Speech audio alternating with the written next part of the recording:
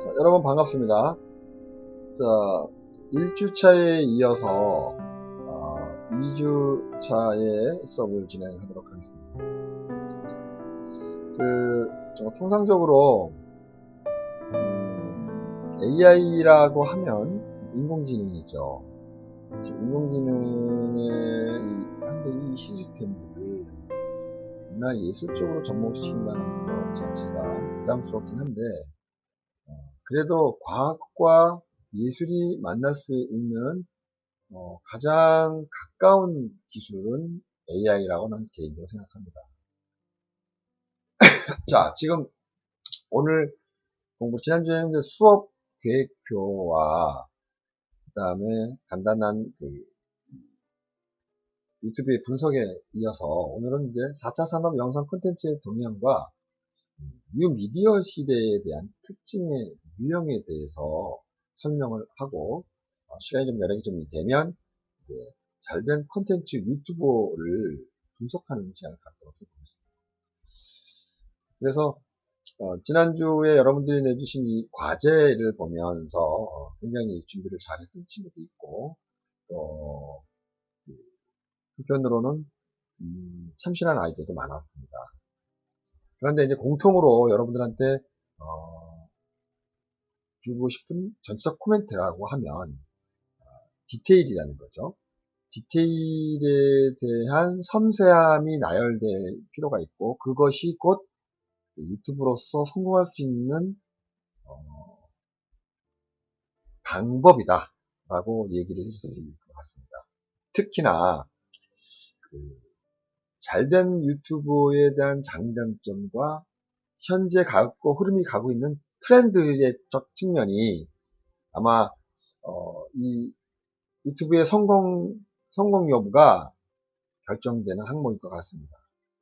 그래서 여러분들이 전체적으로 흐름의 과제를 보면 대체적으로 다 아이디어는 좋은데 디테일이 좀 아직도 구체화되지 않았다. 그 다음에 디테일적 측면에서 접근이 좀 없었다라는 것이, 그래서 여러분들이 개인적으로 디테일에 대한 부분들을 찾아가는데 굉장히 많은 힘을 기울여야 된다라는 게 전체 코멘트 중에 하나입니다. 자, 그러면 이어서 계속 이제 우리 4차 산업의 영상 콘텐츠 동향과 환경에 대해서 또 뉴미디어의 특성과 유형에 대해서 한번 해보도록 하겠습니다. 그러면 PPT에 대한 개념을 설명해 주셔서 자,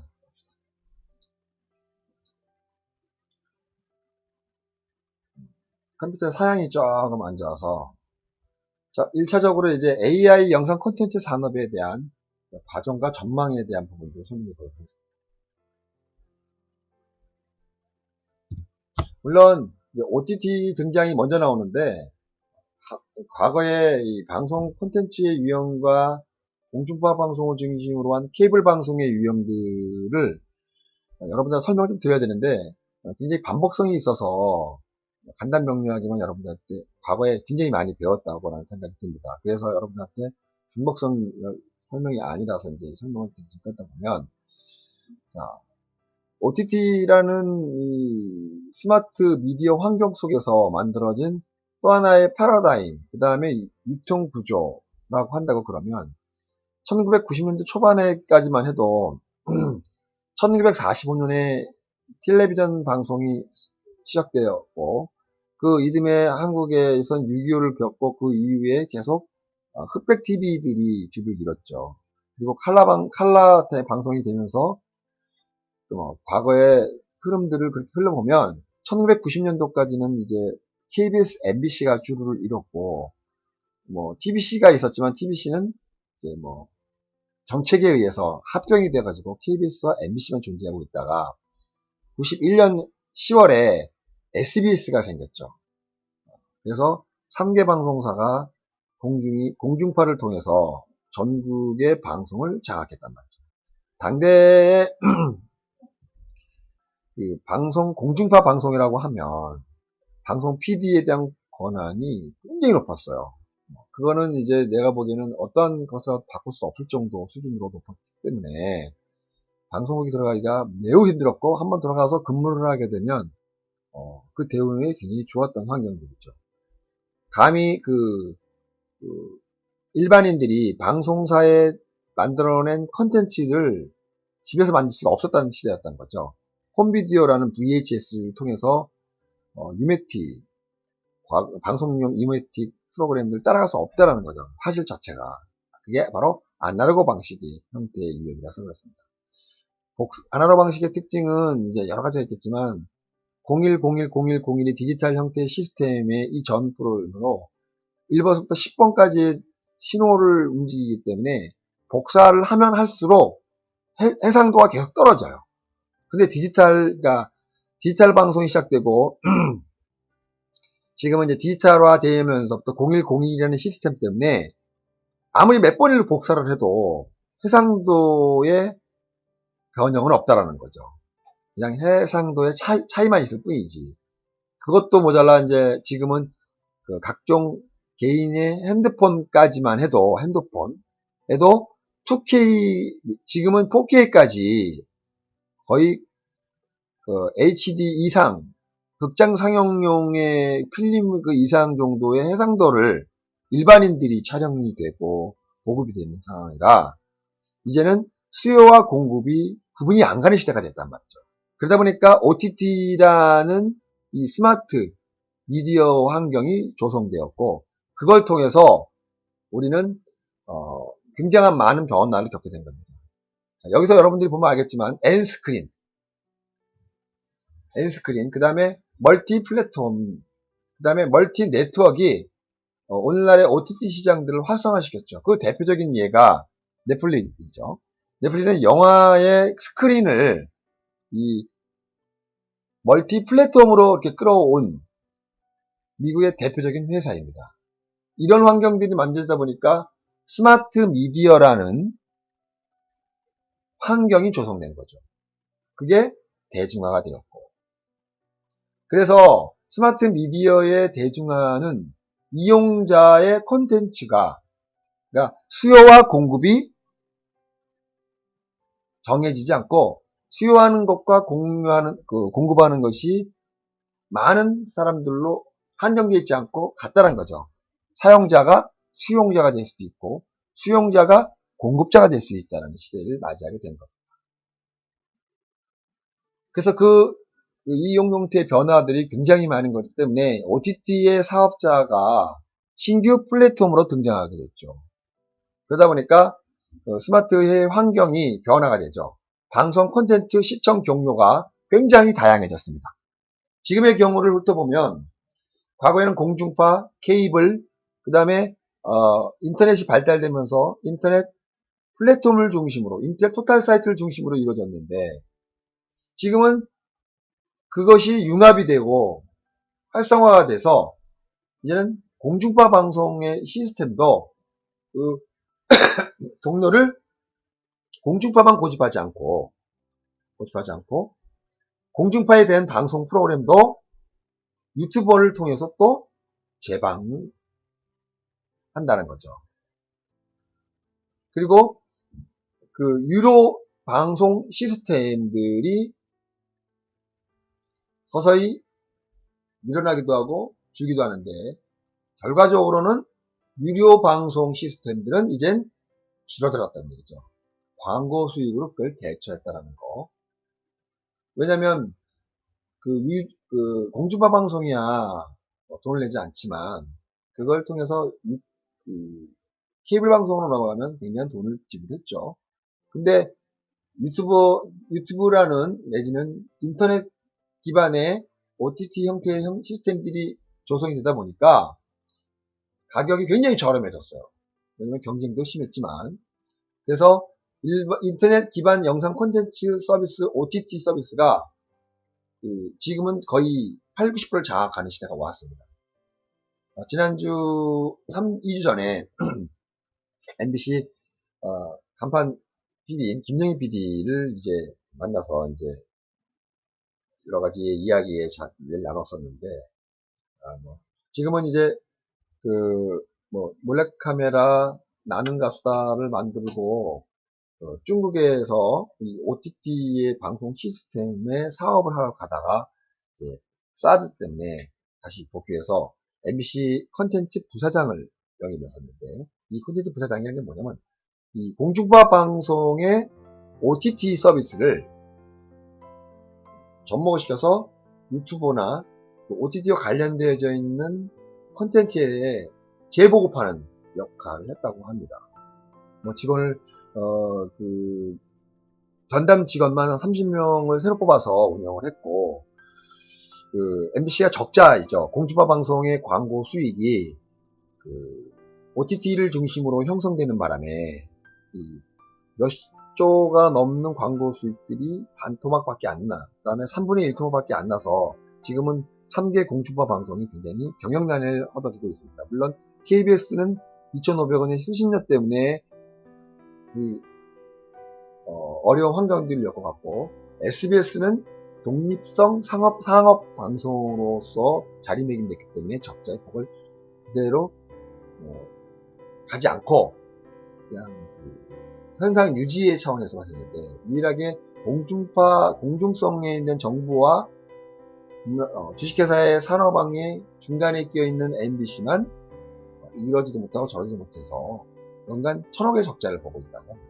앞으로도 그 적자 폭은 계속 늘어나고 있다고 하는데, 그거를 이제 만회하기 위해서 MBC가 적극적으로 OTT 시장에 획을 걷는데, 한 해 120억의 이익을 창출해서 본사에다가 넘겨줌에도 불구하고 굉장히 MBC가 어렵다, 이런 얘기를 하는 거 들어보면서, 콘텐츠 부사장으로 갔다는 가장 포인트는 OTT 서비스 시장에 갔다라는 뜻이죠.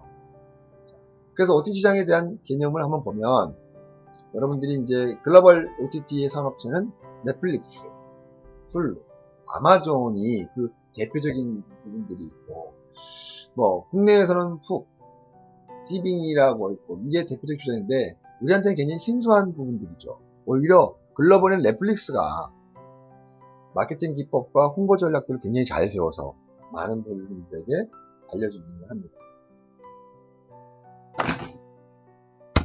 자, 그러면 이제 OTT의 글로벌 시대 넷플릭스가 한국에 진출했던 부분들이 2010년에 활발하게 움직였다가 한국 시장은 2016년 1월 7일에 진출했었죠. 넷플릭스의 월정액은 7.9달러, 우리나라 하나로 9,600원의 가격에 한국에서 서비스를 시작했습니다. 저도 물론 넷플릭스를 듣고 있습니다. 지금은 14,500원에 듣고 있는데, 4인 기준으로 한 명이 가입을 하게 되면 3명이 똑같은 콘텐츠를 볼 수 있는 프리미엄 서비스죠. 그래서 이제 뭐 한간에는 넷플릭스를 한참 인기 있을 때는 혼자서 하는 게 하니까 모르는 사람들끼리 4명이 모여서 오늘 n분의 1로 해서 14,500원짜리 프리미엄을 들어가지고 서로 왔다, 뭐 이런 예도 있었다고 합니다. 자, 한국의 인터넷 인플라 환경에서 가장 최고의 수준으로 OTT의 대표적인, 그러다 보니까 아까 말했던 이런 우리나라의 국내 브랜드들은 잘 몰라지는 경우가 있겠죠. 또한 이제 IPTV 시장, 이제 유료방송 사업자로 되어 있었다가 넷플릭스가 이제 제휴를 하거나 서비스를 같이 공동으로 했어야 되는데 그 부분이 좀 통과하지 못했던 것들이 아닌가 생각이 듭니다. 그래서 단독 형태의 서비스로 넷플릭스가 시작되었습니다. 그리고 가격이 높고 그 다음에 다양한 국내 콘텐츠가 굉장히 부족하죠. 그러니까 넷플릭스를 만들어서 OTT 형성은 됐는데 거기에 버금가는 콘텐츠를 만들기가 어렵다는 거죠. 그래서 나름대로 한국 시장의 진출 때문에 이제 굴지의 글로벌 기업이다 보니 홍준호 감독의 옥자를 500억을 투자해서 만들어서 이제 넷플릭스 전용 영화로 했죠. 그러다 그때 당시 때 그 많은 액수를 들이고 영화로 만들어졌는데도 불구하고 극장에 상영할 수 없게끔 만들었어요.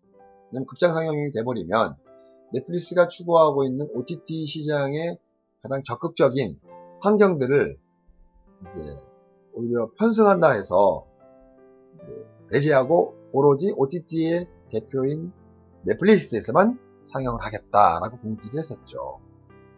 그때 한간의 영화계 쪽에서는 굉장히 위기의식을 느끼고 넷플릭스에게 반대기를 던졌다라는 일이 있었습니다.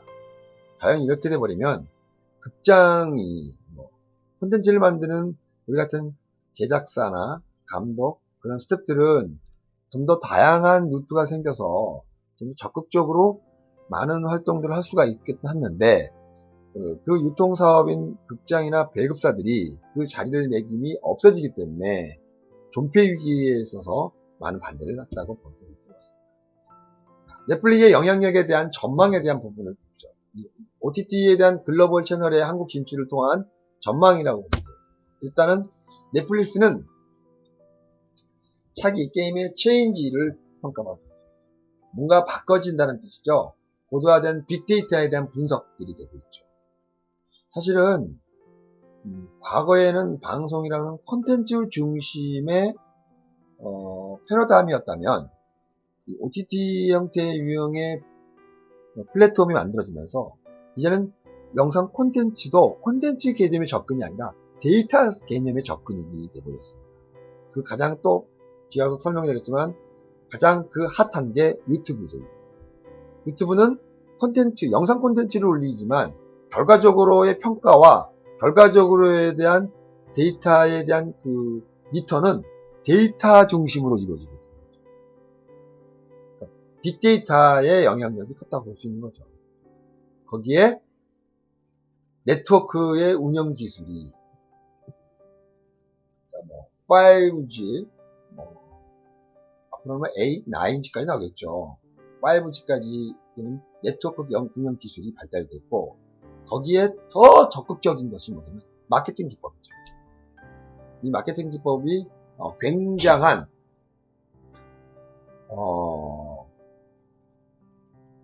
이 OTT만이 갖고 있는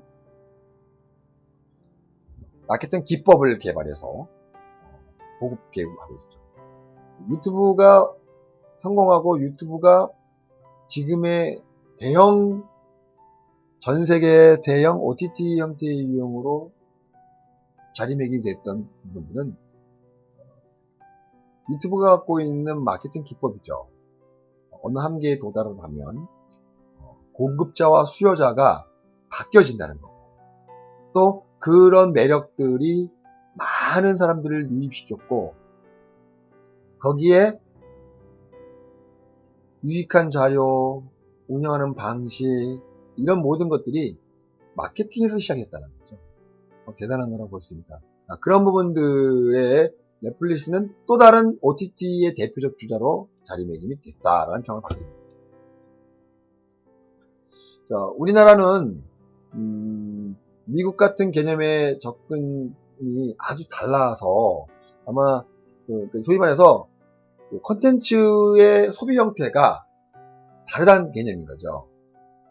그래서 넷플릭스가 처음에 들어왔을 때 지금 우리가 갖고 있는 이 시스템을 막 흔들어서 넷플릭스만의 독창적인 마케팅 기법을 접근하기는 어려웠던 것이 아닌가라는 생각을 한번 해봅니다. 왜냐면 우리는 넷플릭스에서 돈을 내서 한다는 거, 사실 말해서 IPTV 같은 케이블 방송에 굉장히 많이 익숙되어져 있는 시스템이다 보니 넷플릭스가 처음에 들어왔을 때 좀 굉장히 우려사항도 많았고 그 부분에 대해서 넷플릭스가 굉장히 어려운 환경들을 갖고 있다는 것도 있었지만 지금은 이제 그 부분이 많이 해소가 될 것 같아요. 자, 플랫폼 사업자의 전체 콘텐츠 제작에 있어서 어떤 환경들이 주어지는지 한번 봅시다. 자, OTT 사업자는 콘텐츠 영향력을 확보하는 데 있어서 가장 결정적인 것은 자체 제작의 비율이죠. 우리 같은 제작사가 만들어낸 우리가 이제 콘텐츠 중에 영상도 만들지만 웹툰도 만들고 있어요. 근데 그 웹툰과 이런 부분들이 우리가 제작사가 만들어내면 플랫폼 하나만 올리지는 않거든요. 뭐 원스토어, 플랫톤, 핑거스토리, 예스24 총 6개의 플랫폼을 통해서 만들어서 공급을 하는데 이 주저권이나 저작권은 제작사한테 갖고 있단 말이죠. 근데 그러다 보니까 이제 플랫폼을 만드는 사업자나 OTT 사업자들은 자기 사업을 갖고 있는데 불구하고 자기 자체 제작이 없다 보니까 어느 때 환경에 있어서 좀 갑가을의 개념이 애매모호해져 버린다고. 그렇죠? 그러다 보니까 브랜드 소유권, 마케팅 관리, 재고에 대한 시스템 이런 모든 것들은 유통업자가 책임을 지고 유통업자들이 모든 걸 하는데도 불구하고 자주적 수행을 할 수 없다라는 형태가 돼서 이제 이 브랜드들이 이제 자기만의 자체 제작을 하는 거에 많은 노력을 기울이죠. 그래서 500억씩 투자해서 뭐 작품 영화도 만들기도 하고 뭐 사실은 500억이라는 단어는 넷플릭스로만 상영되어지기에는 우리나라 국내 시장에서 볼 때 굉장한 규모의 예산이거든요. 우리나라 한 해 영화의 통상적인 평균값이 50억 정도밖에 안 되는데 이거는 이제 넷플릭스 사용되는 용으로 500억을 투자했다. 이건 우리나라 국내에서 도저히 있을 수 없는 이 제작 형태의 생산 과정이라고 볼 수 있습니다. 그거를 이제 새롭게 변화가 되는 하나의 핵을 갖다라고 봐야죠. 자, NCN이 등장을 했죠. 자, NCN가 아까 말했던 IPTV에는 방송 중심과 콘텐츠를 공급과 수요에 있어서 무작위로 공급자가 수요자한테 제공했다고 하면 OTT 시장에 이건 이제 MCN이죠. 다시 말해서 수요와 공급이 공존하는 거죠. 내가 만들고 내가 또 수요를 받고 그가 이번에 하는 우리가 유튜버, 아프리카 TV, 다음넷 TV 같은 개인이 방송 BJ가 되고 채널도 운영을 하고 플랫폼을 만들어져서 그 부분에 대해서 들어가는 부분들인데 이제 앞으로 이제 여러분들이 한 학기 동안 이제 NCN에 대한 부분에 대해서 아마 작업을 할 예정입니다. 그래서 그 부분들이 얼마나 여러분들 적용될지는 모르겠지만 아무튼 그런 상황 속에서 자 우리나라에서 유튜브를 통해서 해외의 독특한 컨텐츠로서의 입증받았던 것이 먹방입니다. 먹는 거에 통해서 유튜브를 만들었다. 해외에서는 만들수만 한데 국내에서 이제 유일하게 그게 만들어서 전 세계에 다시 또 거꾸로 이건 이제 1인이나 방송 BJ가 콘텐츠를 쉽게 제작할 수 있다는 거. 근데도 불구하고 괜찮은 반응과 그런 부분이 만들어져서 굉장히 좋았다 라고 볼 수 있는 거죠. 그 다음에 또 유명한 인강의 스타 강사가 콘텐츠를 제작해서 방송을 내보내고 그 방송을 내보낸 것들 중에서 여러분들이 지금 여기서 보면 알겠지만 명량이라는 이제 그 유명한 강사가 홍보차원에서 인터넷 특별 강의를 만들어서 영어를 홍보했던 장면의 성공 사례도 있어 보고 또 1인 중소기업의 그 콘텐츠들을 서로 제작해서 판매와 저작권의 부분으로 수익을 나눠갔던 부분도 있었습니다. CJN과 아프리카 TV, 판도라 TV 이런 것들을 볼 수 있었어요. 그래서 과거에 2016년에는 저희 회사가 이제 한국 플랜차이즈 협회와 공동으로 주최해서 제1회 유튜버 선발대회도 한 적이 있었습니다. 그때 각 플랜차이즈에 50개, 60개 되는 100몇 개가 넘는 100몇 개가 넘죠. 기억은 안 나겠지만 거기에서 만들어진 본사와 유튜브를 조인을 시켜줬어요.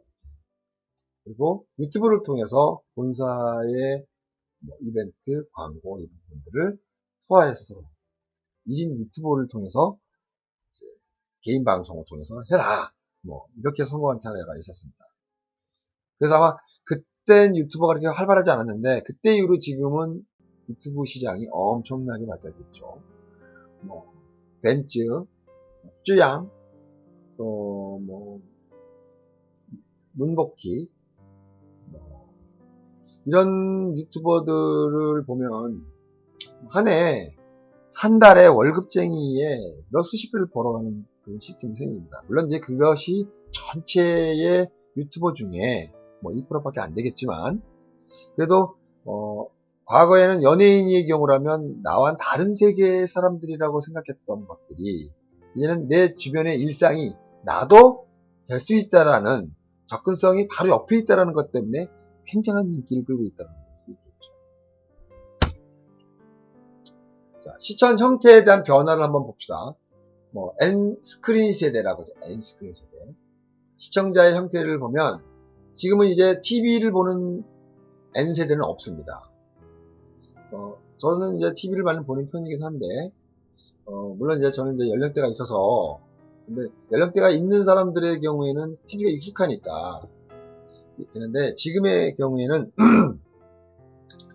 TV에 대한 접근성이 굉장히 약해서, 오히려 이제 TV가, IPTV, 공중파 방송들이 이쪽으로 이제 많이. 그리고 이제는 한 개의 채널에서만 끝나는 것이 아니라 3 스크린 플레이어 시스템들이 이제 만들어지겠죠. 텔레비전, PC, 모바일. 이런 시대의 이 시청 형태가 된 거죠. 텔레비전과 PC의 개념을 떠나서 앞으로는 TV는 계속 축소가 될 것일 것 같고, 그 다음에 PC는 그 중간을 유지하는데 모바일에서 상영되어지는 콘텐츠 시장들이 앞으로는 굉장히 많은 변화와 발전이 있을 것이다.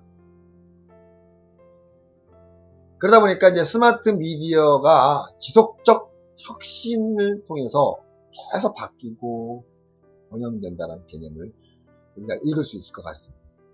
그래서 앞으로 인터넷 연결된 다양한 기기는 끊임없이 콘텐츠를 양산시키고 개발할 것 같습니다.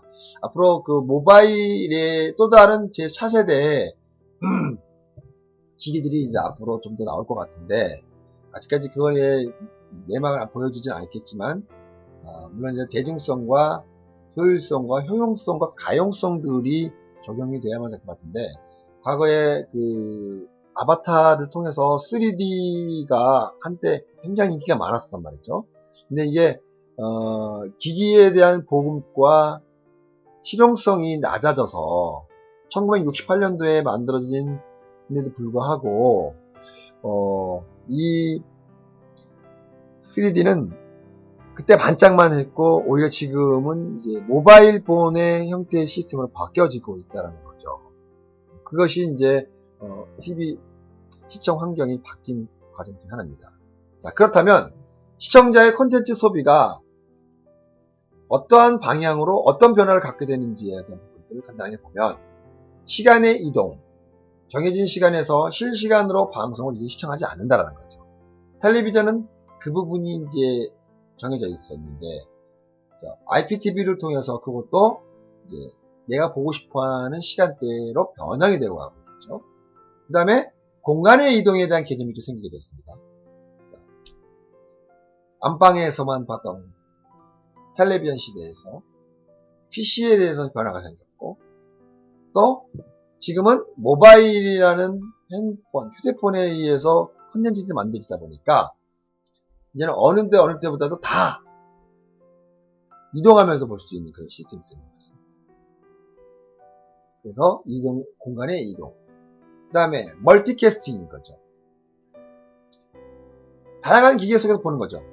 텔레비전에서 봤다가 TV, PC 모니터로 봤다가, 그 다음에 모바일 폰으로 봤다가. 그러니까 한 개의 콘텐츠가 만들어지면 극장 상영용, 방송 상영용도 있지만 PC, TV, 그 다음에 모바일까지 콘텐츠가 동시다발적으로 같이 볼 수 있다는 시스템이 된 거죠. 자, 그 다음에 코드 커팅과 쉐이빙을 방송망이나 TV에 이제 구애받지도 않고 이제는 바로 방송 콘텐츠가 접근이 될 수 있다는 거죠. 우리는 과거에는 방송망과 이렇게 TV를 통해서 이제 만들어진 것들을 1차적으로 보고 2차 판권의 개념을 접근했는데, 지금은 이제 1차 판권, 2차 판권, 3차 판권을 나누지 않아요. 우리가 그래서 이제 지금 기획서 쓸 때도 과거에는 1차 판권은 방송 TV가 1차 판권이면 2차 판권은 뭐 지금같이 DVD 뭐 이렇게 흘러갔는데, 지금은 동시다발적으로 같이 일어난다는 거죠. 이렇게 이제 변화가 생긴 거라고 볼 수 있습니다. 자, 우리가 가장 자랑스럽게 생각하는 거는 한류라고 보세요. 한류. 한류가 전 세계의 많은 국가를 통해서 확산이 되고 있죠. 그래서 그걸 시기하는 몇몇 국가들이 우리나라를 문화 콘텐츠로서 저지하는 나라도 있었을 것 같습니다. 자, 뭐 드라마도 예능 프로그램도 굉장히 인기를 갖고 있는데, 자, 한번 봅시다. 2009년, 2010년, 2011년, 2013년까지 흐름을 보면 일본의 경우가 굉장히 가파른 환경을 이루어지고 있고, 태국, 베트남, 이렇게 중국 시장 이렇게 이야기했습니다. 사실은 중국 시장이 굉장히 큰 시장이죠. 그런데 중국 시장이 일본보다 이렇게 낮은 이유 중에 포인트 결정적인 거는, 중국은 폐쇄 정책들이 아직도 남아있다는 거죠. 방송 프로그램도 직배로 들어갈 수가 없습니다.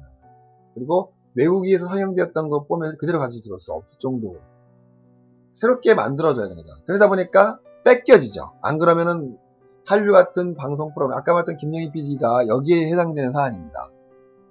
한류 통해서 중국 들어갈 수가 없으니까 잘 나가는 MBC 공중파 방송 PD를 중국으로 불러들여서 중국에서 사업을 했었는데, 그나마도 그것도 사드 때문에 이제 안 됐던 케이스 중에 하나죠.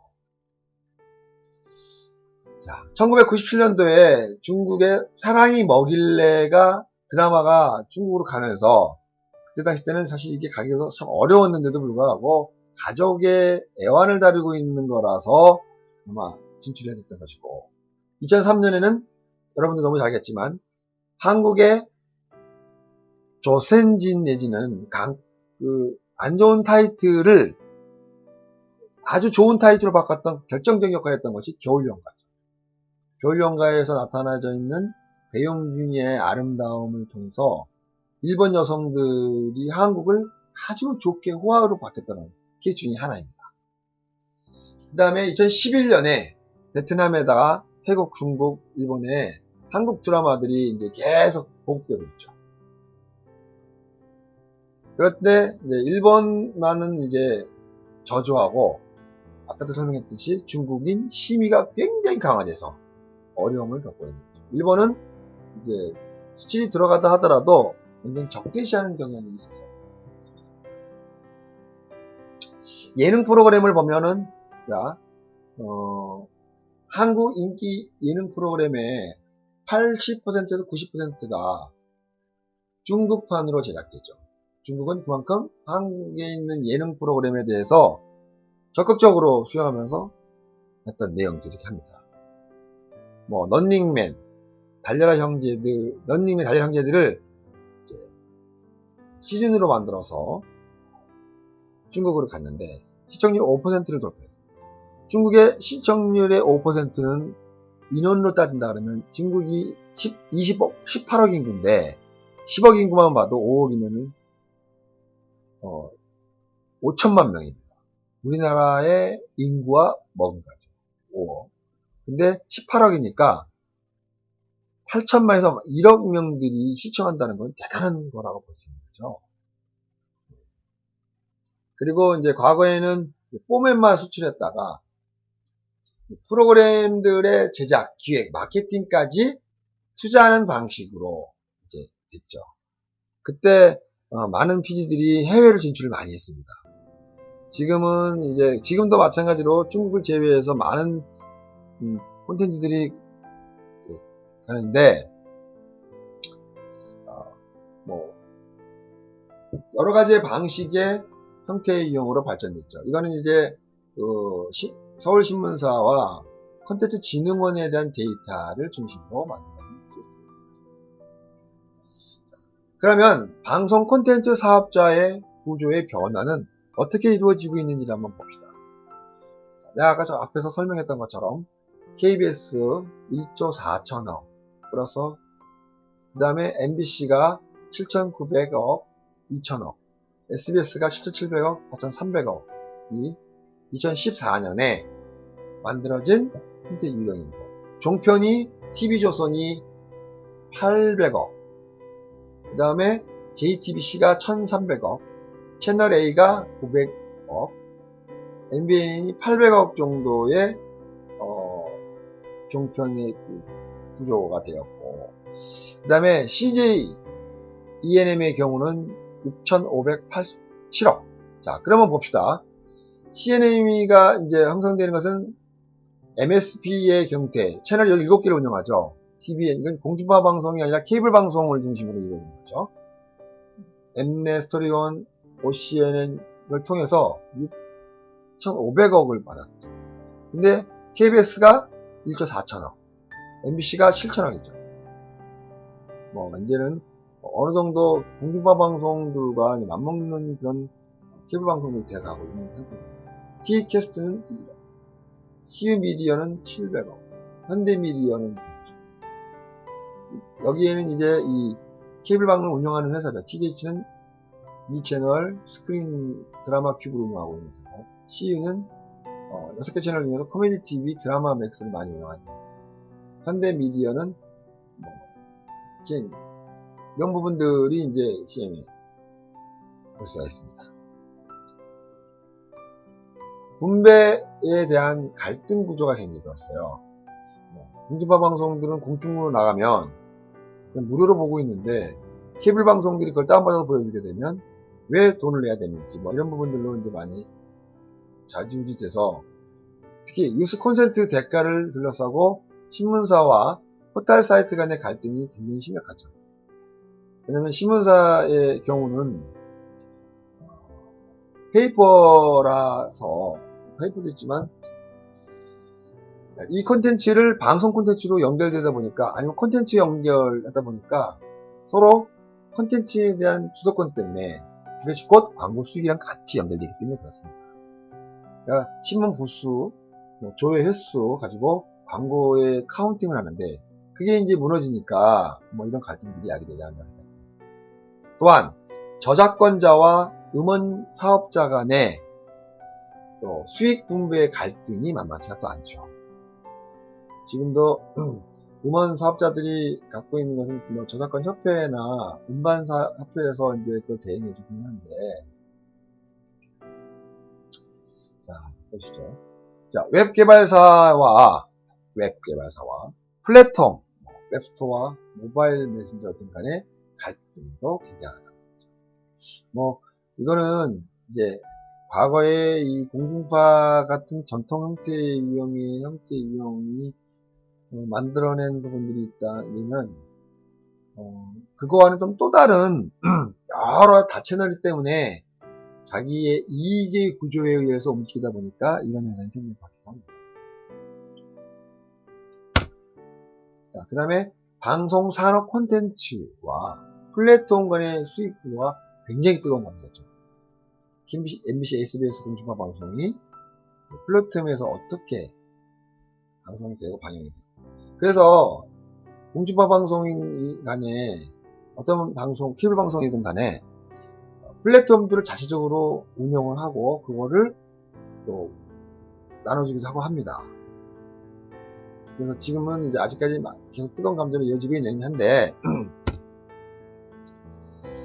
그래서 SO는 국가의 가이드라인을 제시해서 국가가 이제 중재를 해야 되는 상황이고, 그것이 또 문화 콘텐츠 발전에 도움이 되기 때문에 또 그 역할이 있거든요.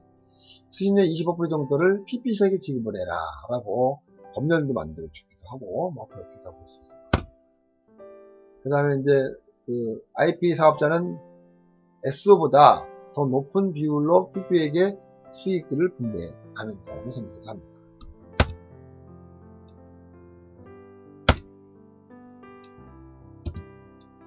자, 그러면 이제 지금까지의 방송 흐름의 시스템들을 전체적으로 훑어봤다면, 자, 이제 앞으로는 방송 콘텐츠 산업의 리딩에 대해서 어떤 전략을 어떻게 표현했는지 부분들을 한번 봅시다.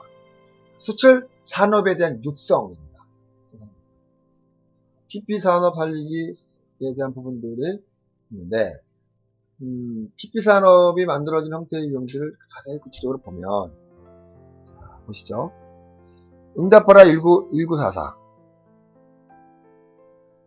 연간 산업 효과는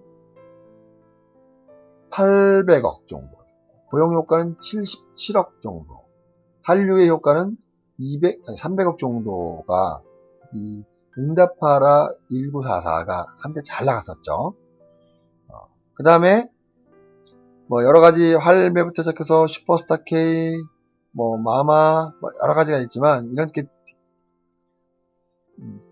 창조 콘텐츠 경쟁 효과의 부분들을 한번 보여드렸고, 콘텐츠 제작과 유통과 콘텐츠의 소비에 대한 개념도 이렇게 나와 있습니다. PP사의 산업에 대한 전략을 보면 프로그램의 제작 투자에 대한 저조, 그 다음에 PP 시장의 양극화, 이런 걸 통해서 개선 방향을 본다고 그러면 프로그램의 제작 지원과 세대 지원을 해줘야 된다. 그리고 중소 개별 PP사를 육성시켜서 독점 형태의 유형 부분들을 최소화시킨다. 그 다음에 이거를 하기 위해서는 자체 제작 투자의 부분들을 많이 확보해야 되고 방송의 다양성들을 만들어야 된다. 라는 부분들이 PP 산업 발전의 전략이기도 합니다. 그 다음에 유통에 대한 부분들은 되게 중요한 부분들이 하나죠. PP 플랫폼 사업자와 PP 간의 갈등 구조가 생겼고, 아까 앞에 설명했지만 수신료의 저가와 저가이기 때문에 출혈 경쟁이 굉장히 많아지고 있고 해외 유통망이 부족하다는 것을 플랫폼과 PP사가 상생할 수 있는 협의체를 구성해서 서로 윈윈 전략을 세워야 될 것이다. 협의체. 누가 하나의 주장을 내세우기는 그거에 대한 부분들이 트러블이나 협조가 안 되는 부분이 생길 수 있으니까. 그리고 해외 유통 플랫폼의 구축을 위해서 국가가 지원을 해주고 그 부분을 운영을 해야 된다. 그래야 되지 않겠냐 생각이 듭니다. 그거에 대한 특과는 유료 방송 산업의 균형으로 발전이 될 가능성이 원하는 쏠림 현상이 없고 또 프로그램 투자의 재원을 자동으로 확보할 수도 있고 한류 확산을 지속적으로 유지시킬 수 있지 않겠느냐라는 개념입니다. 그 다음에 PP사의 발전 전환 중에 하나가 이제 콘텐츠의 소비의 개념인데 프로그램 불법 유통 및 저작권 침해에 대한 부분들이 이제 굉장히 많이 제기되죠.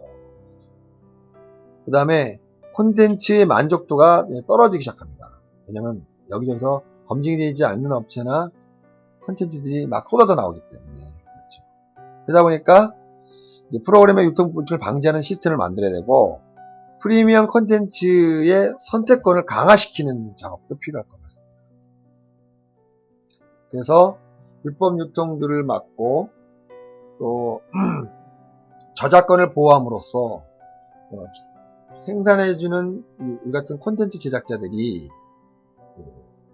대우를 받고 살아가는데 그래야 앞으로도 계속적으로 좋은 콘텐츠 나올 수 있는 거죠. 지금의 이익을 위해서 저작권을 방치해버리면 누가 이제 만들려고 합니까? 돈 들여서 만들어봐야 남 좋은 일만 시키는 것인데 라는 이런 사회를 만들어서 안 된다는 개념에서. 자, 그 다음에 이제 유료 방송 PP 시장에 대한 매출의 점유율도 이렇게 나와 있어요. 자, 이건 앞에서 설명했던 내용들이라 참고사항만 할 것이고, 그 다음에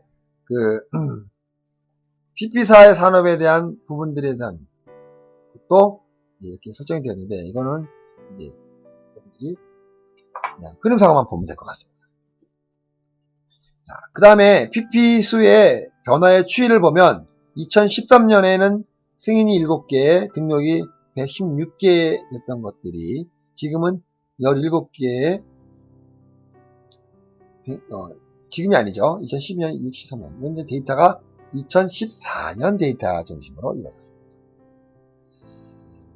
자, 그러면 이제 해외 방송 콘텐츠 시장 개척을 선도하기 위해서 대형 미디어 기업을 육성시켜야 된다. 최근에 CJ ENM이 아마 그 칸 영화제에서 또 아카데미 시상식에서 기생충을 제작백을 유통하면서 이제 많이 알려졌죠. 한국의 대형 대기업을 뒷백으로 하는 대형으로서. 그러다 보니까 이제 글로벌 시대의 미디어로 굉장히 각광받는 부분이지 않겠느냐 생각이 들기도 하는데, 그래도 아직은 몇몇 대기업에서 운영하고 있는 업체와 기업을 제외하고는 규모가 너무 작고 열악하거나 글로벌에 있어서의 경쟁력이 낮다라는 거죠. 이 이유를 몇 번씩 찾아보면 지배 구조에 대한 문제와 소유죠. 그러니까 대기업들이 좀 더 잘 나간다 그러면 중소기업을 육성을 해줘야 되는데, 잘 나가는 기업들을 다 마녀 사냥하듯이 다 점유를 해버리죠. 그러다 보니까 대형 사업자들만 살아남고 중소기업 사업들이 죽어버린다는 거죠. 그리고 내부적으로 발전을 시키거나 내부적으로 자체 제작에 대해서 포인트를 잡지 않고, 그러면 돈 들고 시간 많이 걸리고, 그 다음에 효과는 그냥 일시적으로 외부에 들여오는 거에 비해서 똑같고, 이러다 보니까 만들려고 하지 않고 그냥 유인만 시키려고 하는 그런 생각이 생긴답니다. 한미, 한중 FTA 통해서 기업의 사정이 굉장히 나빠지는 현상이 생기고 있습니다.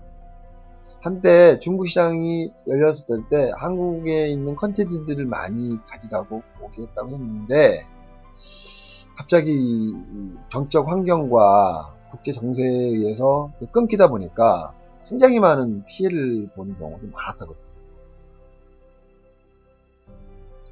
엄밀히 따지면 두 번째 챕터인데, 국내 시장의 규모는 굉장히 작죠. 전 국민이 5천만 밖에 안 되지 않았는데, 지난번에 아까도 얘기했듯이만 18억의 인구가 5천만 인구하고 비교할 때 그 시장은 이루 말할 수 다르다는 거죠. 중국은 거래량을 별것도 아니고 정말 이런 콘텐츠들도 구축이 되는 것들이 유통구조와 규모 때문에 2천억, 3천억씩 벌어요. 그런 거에 비하면 우리는 콘텐츠가 너무 좋고 전 세계에서도 한류를 일으킬 정도로 좋은데도 불구하고 국내 시장만을 겨냥을 해서 만들어 놓는다고 그러면 굉장히 나약한 지배구조죠. 그런 측면에서 볼 때 한국이 참 잘 만들면서도 불구하고 대단하다고 볼 수 있습니다.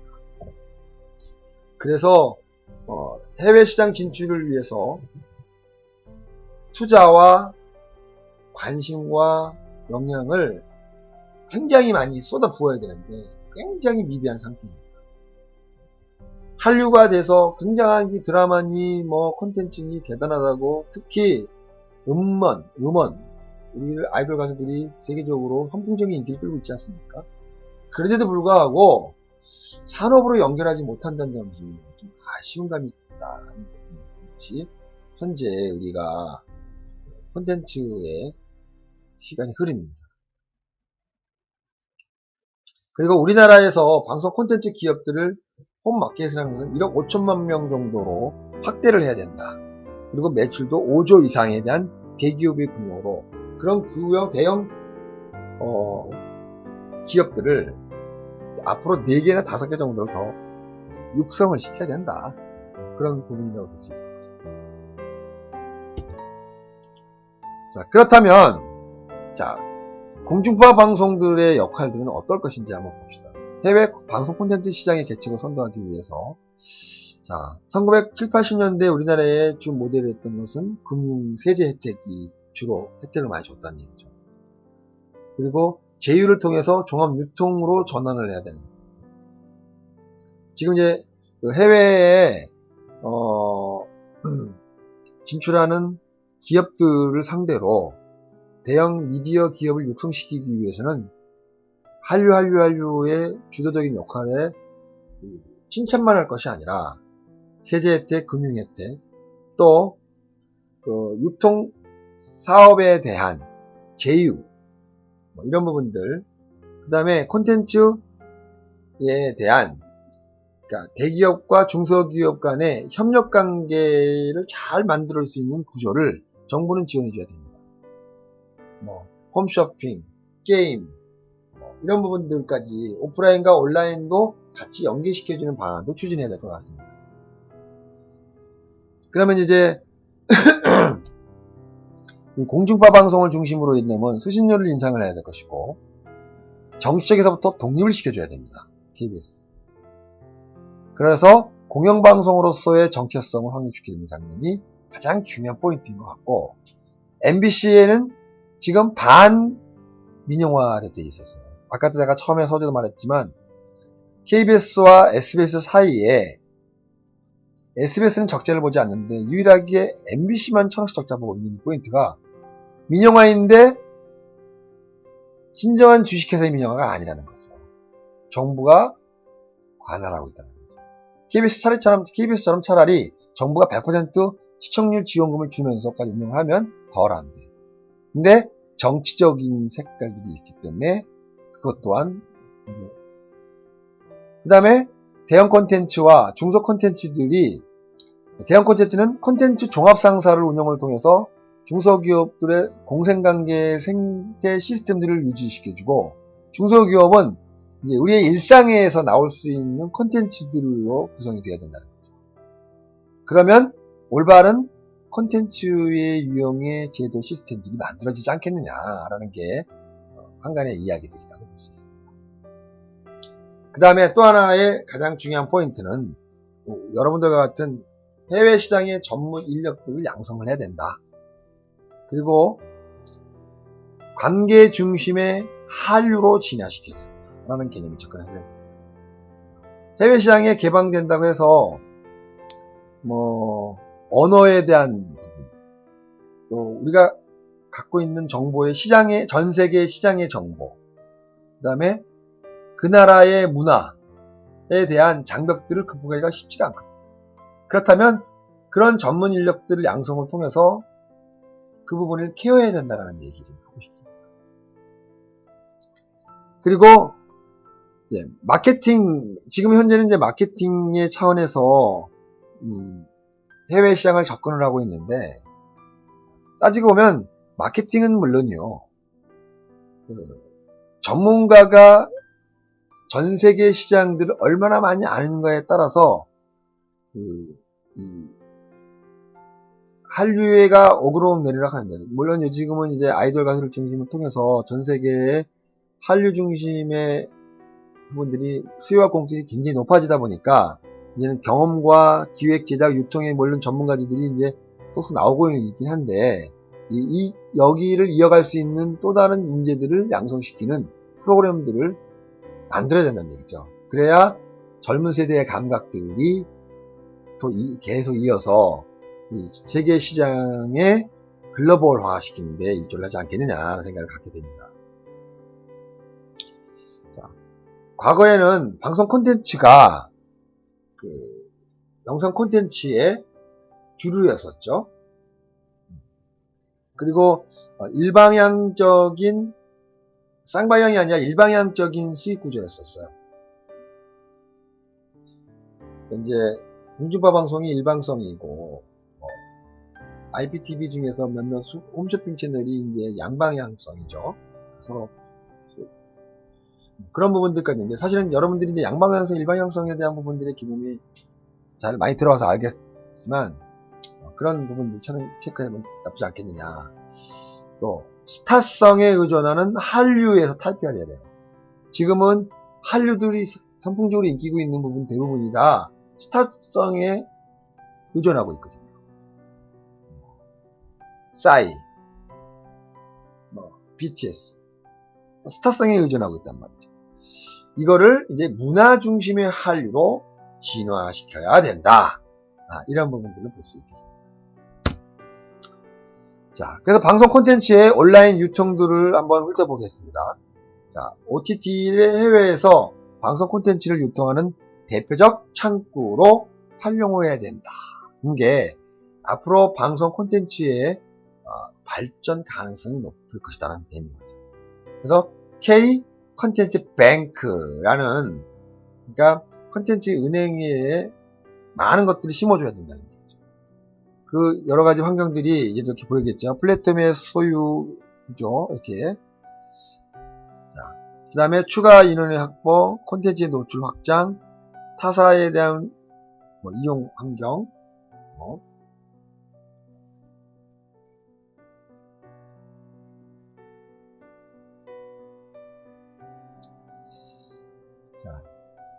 자, OTT와 NCN 등이 인터넷 기반의 플랫폼으로 콘텐츠의 유통을 확장시키는 포인트가 되겠죠.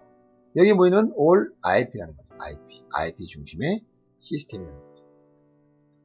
그리고 전통 방송 플랫폼의 가치가 감소될 것이고, 또 인터넷 기반의 플랫폼을 확보해야 된다는 개념. 이건 해외 시장의 루트를 만드는 것도 나쁘지 않다. 사실은 싸이의 강남 스타일의 경우가 전 세계에 선풍적인 인기를 끌었던 가장 큰 유튜브의 역할이 컸다고 봐야죠. 사실은 우리나라의 공중파나 이런 거를 통해서 그 정도의 인기를 끌 수는 없을 것 같습니다. BTX 마찬가지입니다.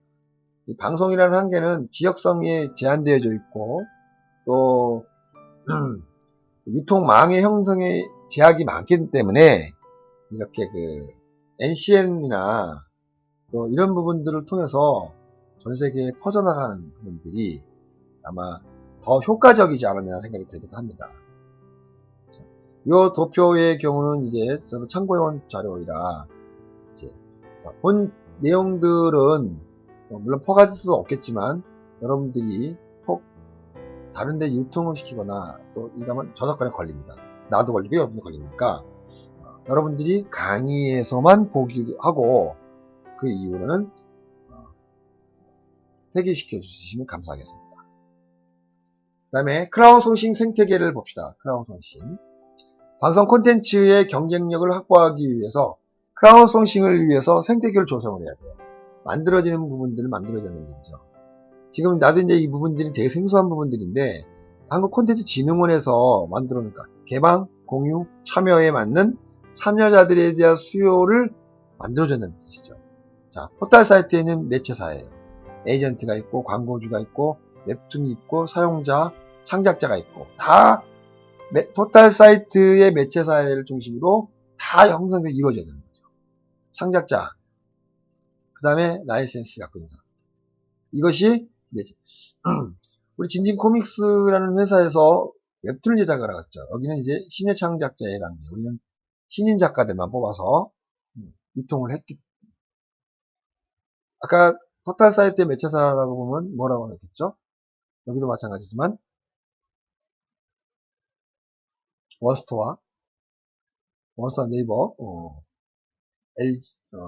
S24, 플래툰, 애니툰, 굉장히 많은 사이트, 토탈 매체사가 있죠. 그것도 중소기업들이 다양하게 섞여 있습니다.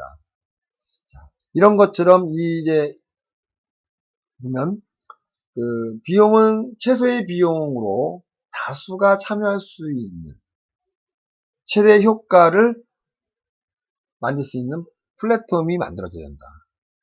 이 가장 MCN의 선례가 뭔지 알겠어요? 유튜브입니다. 유튜브는 최소의 비용을 가지고 많은 사람들을 참여시켰어요. 그리고 그걸 통해서 많은 사람들한테 이익까지 창출해주는, 그리고 일반인이 감히 진출할 수 있는 분야가 넓어진, 벽이 없어지는 그런 것들이 이 크라우드소싱 생태계의 현재 시대의 흐름입니다. 그래서 토탈 웹툰 플랫폼 생태계를 예를 한번 들어보면, 제가 이제 최초에 웹툰 생태계의 창작자 일을 이루어졌어요. 그리고 자발적으로 콘텐츠들이 만들어져서 서로 막 올리기도 했단 말이죠. 그러다가 독자적인 광고 플랫폼들이 생겼어요. 광고주를 끌어다가지고 여기다 집어넣는 거죠. 이런 부분들이 굉장히 광고주와 웹툰 전문 광고주들이 굉장히 중요한 역할을 합니다. 왜? 이분들이 존재를 해줘야 나머지가 경제적으로 존재할 수 있기 때문입니다. 그리고 창작자와 사용자의 매체 간에 에이전트와 광고주들이 이제 창작자 에이트의 이익을 증진하는데 굉장히 많은 비중을 차지해서 도와줘야 돼요. 이익이 없으면 들어오지 않습니다.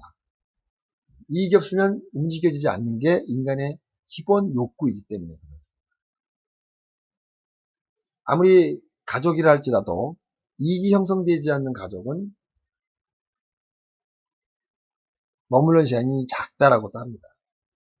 이익이 많은 가족들의 경우는 물론 그렇게 생각하면 너무 세상이 삭막해지긴 하지만 그 이익은 경제적 이익만 보는 것은 아니라 마음, 정신 걸 다 포함해서 하는 얘기라고 볼 수 있습니다.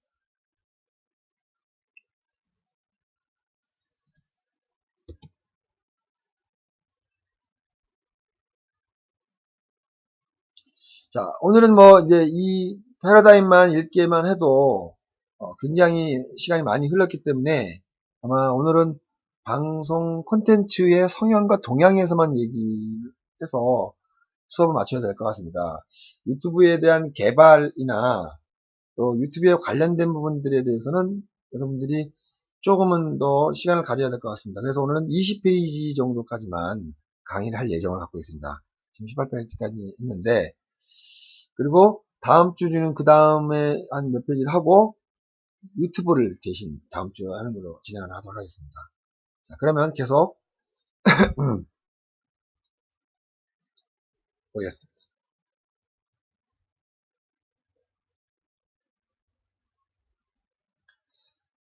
자,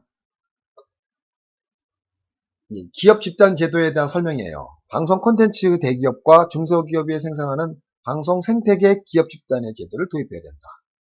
자, 이 부분은 이제 고대의 한 교수님이 만들어 놓은 PPT를 제가 좀 수정 보완해서 어떤 내용입니다.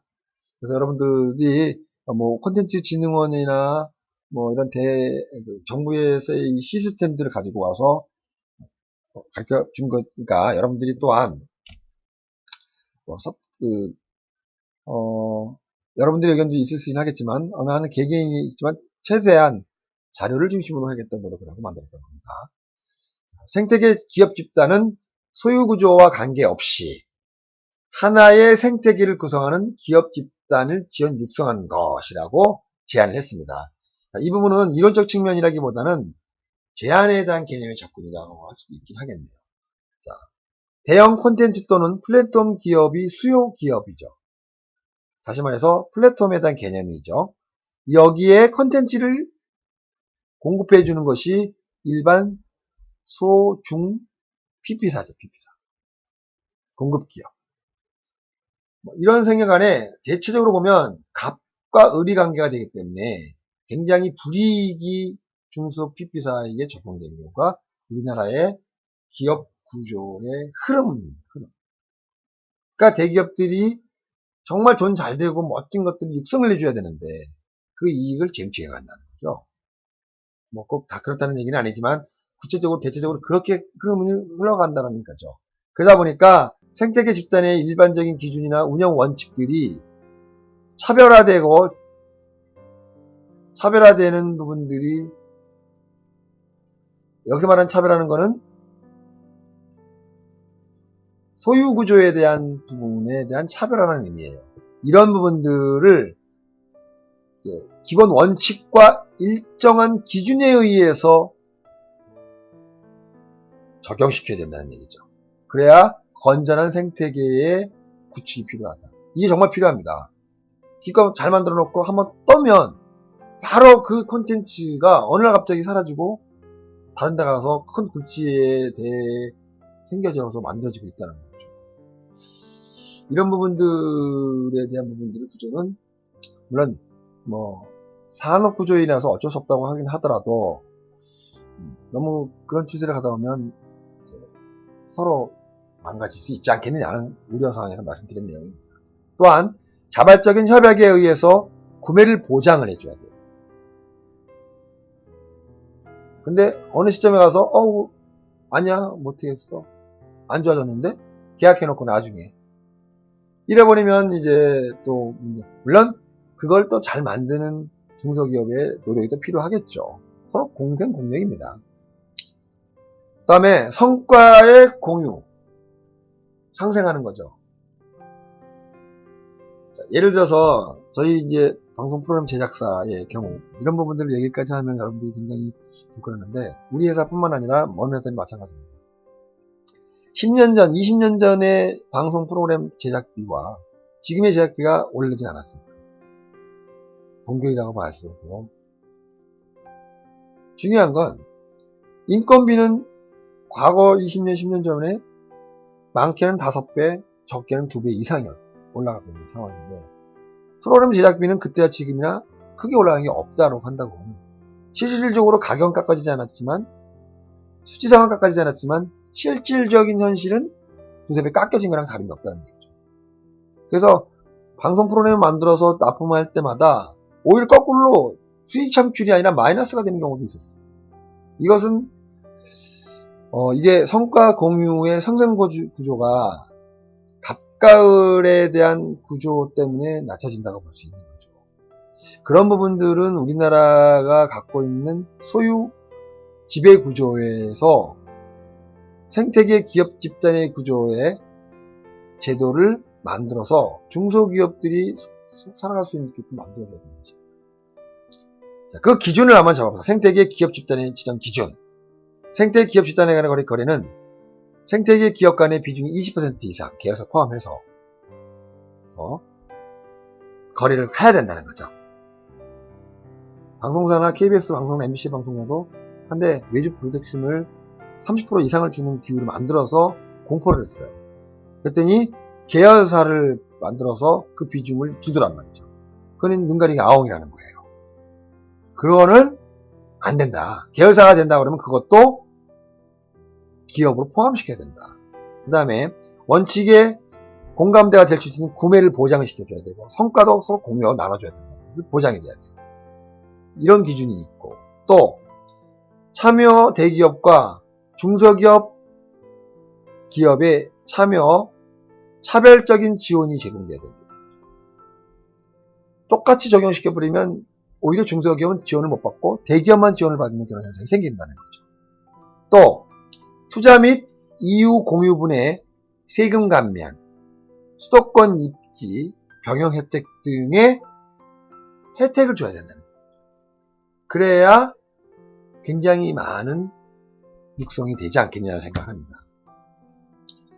또 가장 중요한 포인트죠. 합리적인 수익 분배를 해야 된다는 거죠. 수익 분배.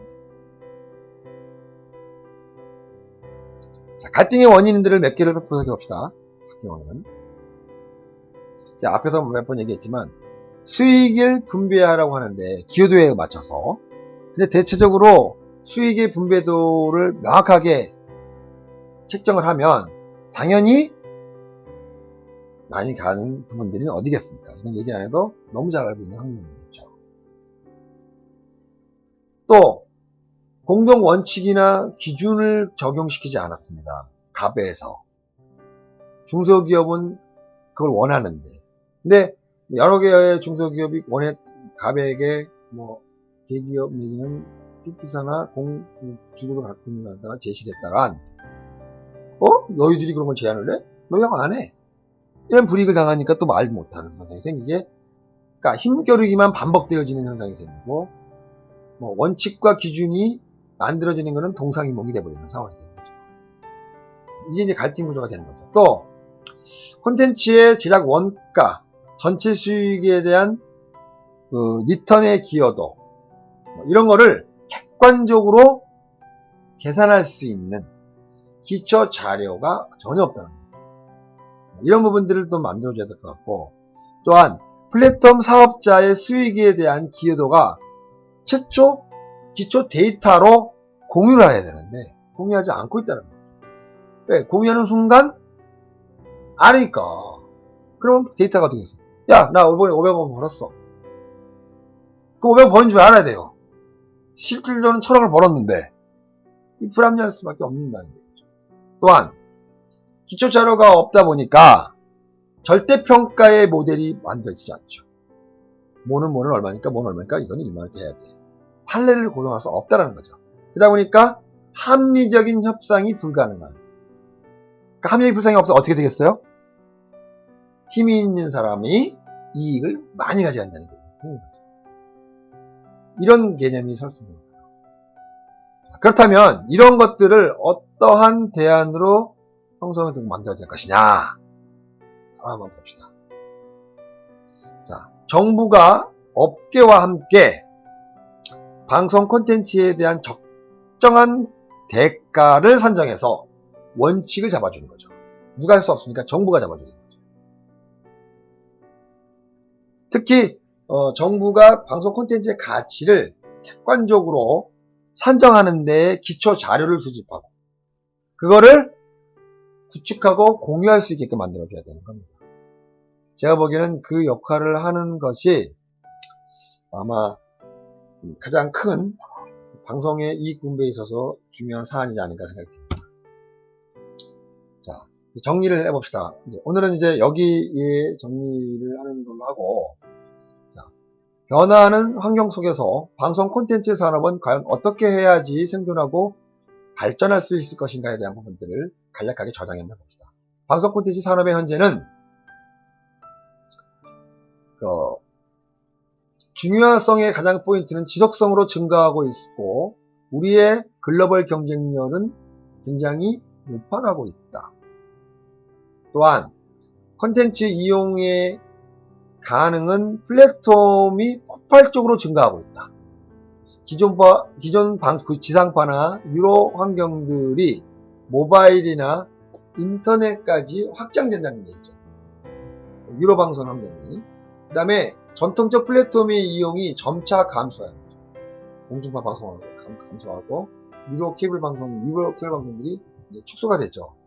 그리고 대신 신규 플랫폼의 이용자가 증가할 것이다. 자, 이거 이제 우리가 여태까지 여러분들이 봤던 방송 전체의 콘텐츠에 대한 흐름인 거죠. 그 다음에 이용 가능의 지역이 증가한다는 거죠. 인터넷이 등장이 되고 PTA의 체결을 통해서 FTA죠. 감사합니다. FTA 체결을 통해서 이제 지역 경계가 허물어졌어요. 국경이 없어졌어요. 자, 쇼용의 유튜버에 우리가 오늘 했던 작품 유튜브 채널 보면 같은 소형 채널이라도 글로벌 채널이 오히려 빨리 많은 급성장을 하게 되더라고요. 구독자 수와 조회수가 더 높아진다는 얘기죠. 글로벌 시장. 그런 것처럼 지역적 경제가 소멸됐고 또 한류 콘텐츠의 가능성이 굉장히 높아지고 있다는 것은 아주 긍정적인 상황이죠. 자, 이러한 변화되는 환경 속에서 우리 방송 콘텐츠 산업의 과제는 어떤 것입니까? 과제죠. 리딩 결과입니다. 내수 시장보다는 해외 시장을 적극 공략해야 된다. 쉽지 않은 일이긴 해요. 쉽지 않은 일입니다. 자, 그 다음에 독립 제작사나 중소 PP 등과 대기업이 상생하기 위해서 생태계를 구축해줘야 된다. 자, 이 부분은 참 어려운 과제이긴 한데 꼭 해결해야 될 숙제이기도 합니다. 그 다음에 가장 중요한 부분은 합리적인 수익 분배 구조를 개발해야 된다. 그걸 프로를 만들어야 된다. 개념입니다. 자, 이렇게 오늘은 이제 그 방송의 동향과 현재의 흐름에 대해서 설명했습니다. 자, 물론 이제 여러분들이 다음 주는 이제 이걸 통해서 이제 유미디어가 어떻게 등장을 했고 또 이 유미디어가 어떤 환경 속에서 만들어졌고 사용자가 어떻게 만들었는지를 간략하게 설명을 하면서 이제 잘된 유튜브의 몇 가지들을 이제 샘플을 보여주면서 여러분들에게 하나씩 분석하고 외계 장단점이 뭐고 이건 어떻게 환경들이 어떻게 만들어져 있는지 부분들을 체크하고 분석해 보도록 할게요. 그럼으로써 여러분들이 가지고 구축하고 있는 부분들은 어떤 콘텐츠가 좋은지, 지금 여러분들이 되는 아이디어 좋은 게 되게 많습니다. 자, 맞는 데에 비해서 유튜브의 프로그램으로서의 다듬어야 될 게 되게 많다라는 거죠. 그래서 가장 결정적인 거의 항목이라고 하면 저거죠. 디테일, 섬세합니다. 이런 부분들이 굉장히 좀 많이 필요한 부분입니다. 지금 처음이니까 처음 치고는 여러분들 너무 잘했어요. 전체적으로. 그래서 그 부분을 보완하는 것이 좋지 않겠느냐 생각이 듭니다. 그래서 특별하게 이번 주는 과제에 대한 장목은 없고 지금 여러분들이 만들었던 제시했던 이런 것들을 계속 디벨롭을 시키는 시간을 계속 갖도록 하세요. 공부도 하기도 하고 그러면서 온라인 강의가 끝나고 여러분들이 이제 페이퍼로 서로 얼굴 보면서 디벨롭을 하고 어떻게 만들 것인지 할 시간이 오겠죠. 4월 13일 날 되면 아마 맞을 것 같은데 혹 이 코로나가 장기화가 돼서 4주간인 6주, 7주까지, 8주까지 넘어가 버리면 그때는 이제 이렇게 일방적으로 여러분들이 그때 강의를 하기에는 이제 좀 힘들 것 같고 물론 해도 되는데 이제 디스커션을 해줘야 되고 코멘트도 해줘야 되는데 그거와 또 줌이라는 프로그램을 통해서 서로 화상 채팅을 통해서 서로 코멘트를 해주는 그런 시간을 갖도록 해보겠습니다. 자, 아무튼 두 번째 주에 강의는 오늘로 마치고 이 시간에 마치고 다음 주에 다시 보는 걸 하겠습니다. 자, 강의 듣느라 여러분들 수고 많았습니다. 감사합니다.